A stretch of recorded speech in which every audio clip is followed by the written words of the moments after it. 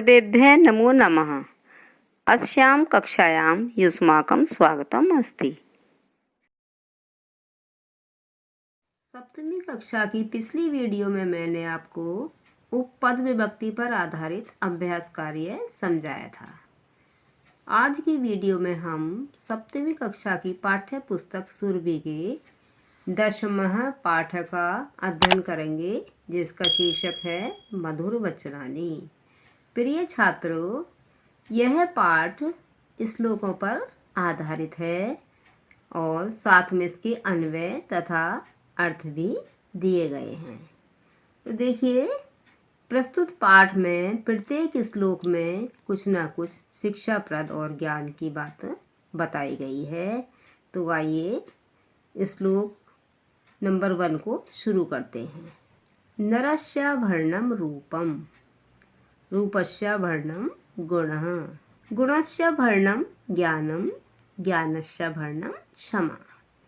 तो देखिए, नरस्य प्लस आवर्णम, यहाँ पर स्वर संधि है, अर्थात मनुष्य का गहना। रूपम अर्थात सुंदरता। रूपस्य वर्णम, रूपस्य प्लस आवर्णम गुण।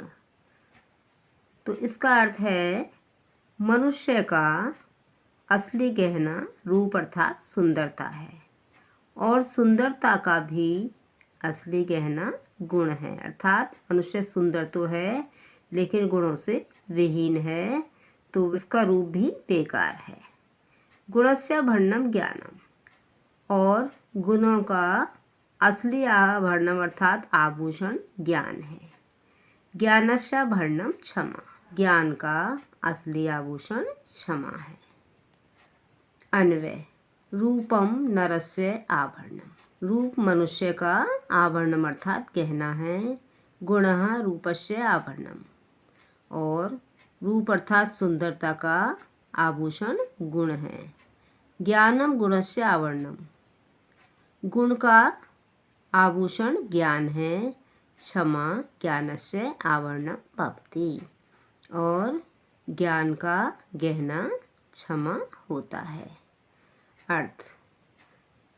रूपम अर्थात सुंदरता मनुष्यस्य आभूषणम अस्ति, रूप अर्थात सुंदरता मनुष्य का आभूषण अर्थात गहना है। गुण सुंदरताया आभूषणम भवति, गुण सुंदरता का गहना होता है। ज्ञानम गुणस्य आभूषणम भवति, गुण का आभूषण ज्ञान होता है। सहनशीलता च ज्ञानस्य आभूषणम भवति, और सहनशीलता अर्थात विनम्रता ज्ञान का भी गहना है। श्लोक नंबर 2। देखिए, प्रस्तुत श्लोक में विभिन्न प्रकार के आभूषणों अर्थात गहनों के विषय में बताया गया है।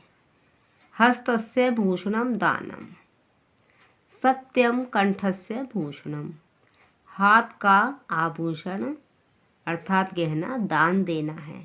सत्यम कंठस्य भूषणम, और गले का आभूषण अर्थात गहना सत्य बोलना है। श्रोत्रस्य भूषणम शास्त्रम, श्रोत्रस्य कान का आभूषण शास्त्रों का श्रवण करना है, अर्थात अच्छे साहित्य का श्रवण करना है। व्यर्थम स्वर्णस्य भूषणम, और सोने के आभूषण तो बेकार हैं। अन्वय। दानम हस्तस्य भूषणम, हाथ का गहना दान देना है। सत्यम कंठस्य भूषणम, गले का आभूषण अर्थात गहना सत्य बोलना है। शास्त्रम श्रोतस्य भूषणम, कान का आभूषण शास्त्रों का श्रवण करना है। स्वर्णस्य भूषणम तु व्यर्थम भवति, सोने का आभूषण अर्थात गहना तो बेकार होता है। अर्थ। दानम हस्तस्य भूषणम भवति, यहाँ पर भी यही बात बताई गई है कि हाथ का आभूषण दान देना होता है, अर्थात किसी की सहायता करना होता है। सत्यम कंठस्य भूषणम अस्ति, और गले का भूषणम अर्थात आभूषणम सत्य बोलना है। ज्ञानस्य श्रवणम एव कर्णयो भूषणम भवति, ज्ञान की बातों को सुनना ही कानों का आभूषण होता है।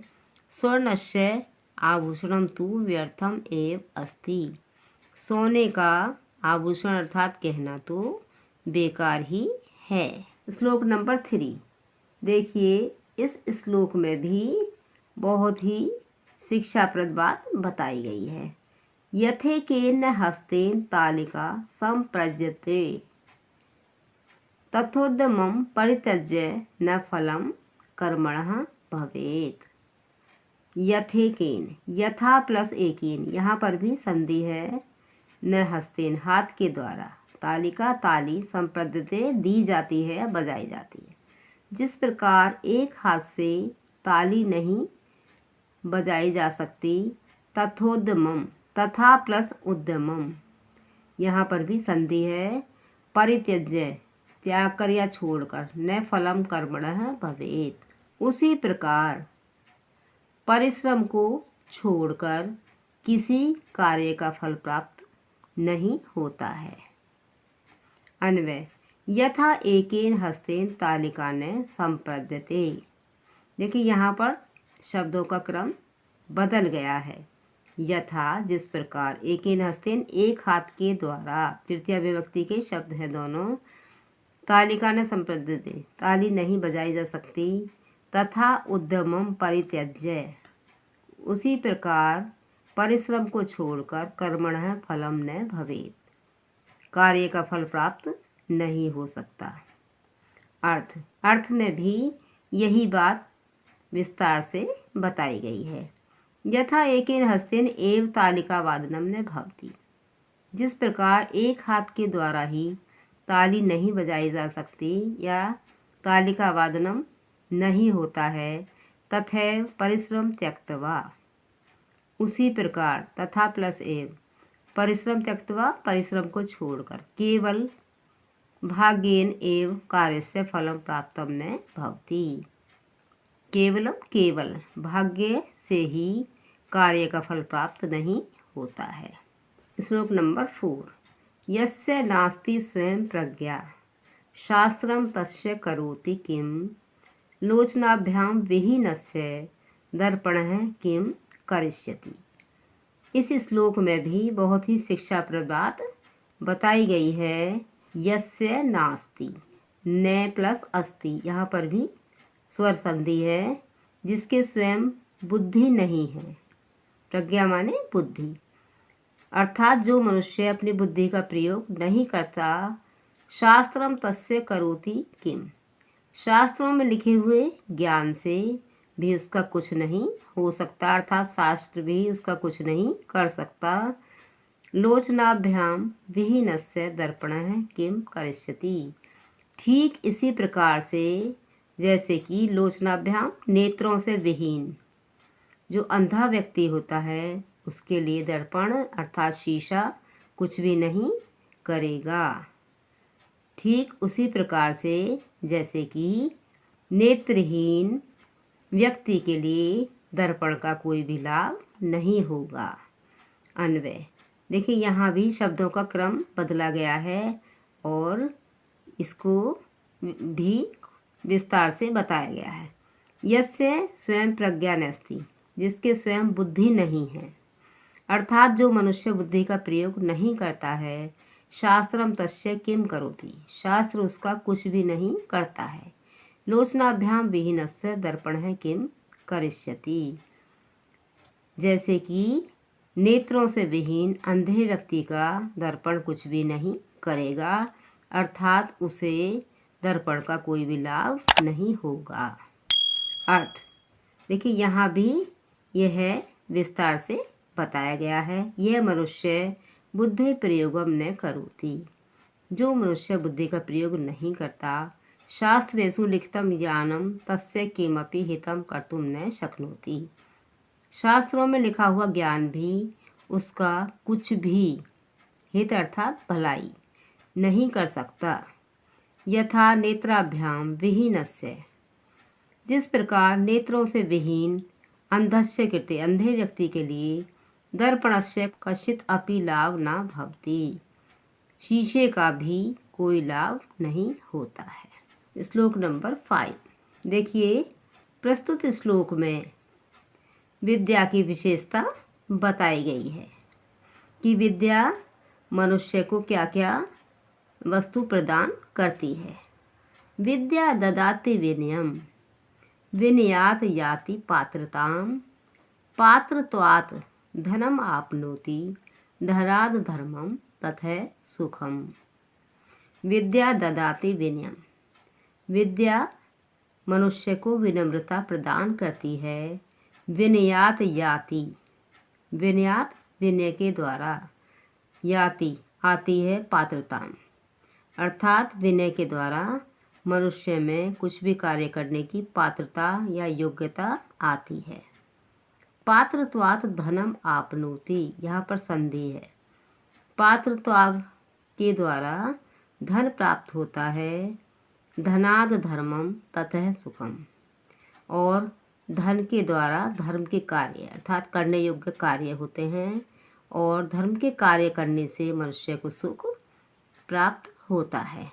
अन्वय, शब्दों का क्रम बदला गया है और इसको संस्कृत में सरल अर्थ में बताया गया है।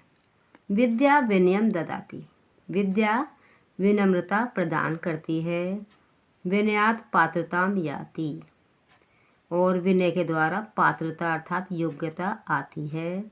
पात्रत्वात् धनम आपनोति, योग्यता के द्वारा धन प्राप्त होता है। धनाद धर्मम तथा सुखम प्राप्नोति, धन से धर्म के कार्य होते हैं और उसके द्वारा मनुष्य को सुख प्राप्त होता है।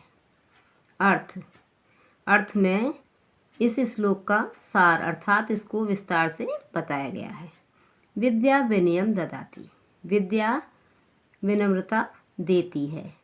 विनयात योग्यता प्राप्यते, जब मनुष्य में विनम्रता आ जाती है तो उसको किसी कार्य को करने की योग्यता प्राप्त होती है।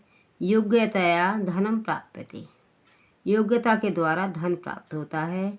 धनेन धर्मस्य कार्याणि भवन्ति, और धन के द्वारा धर्म के कार्य होते हैं। धर्मस्य कार्यै च मानवः सुखम प्राप्नोति, और धर्म के कार्यों से मनुष्य सुख प्राप्त करता है। तो देखिए, ये मैंने आपको श्लोकों का अन्वय तथा इसके हिंदी अर्थ को समझाया है। उम्मीद है कि आपने इसको अच्छे प्रकार से समझ लिया होगा। इसे पुनः दोहराएंगे और अच्छी तरह से इन श्लोकों को स्मरण करेंगे। इस पाठ में कुछ शब्दों के अर्थ भी दिए गए हैं। संप्रद्यते दी जाती है या दिया जाता है। परित्यज्य छोड़कर, उद्यमम परिश्रम को, पात्रताम योग्यता को, पात्रत्वात् योग्यता से, आपनोति प्राप्त करता है।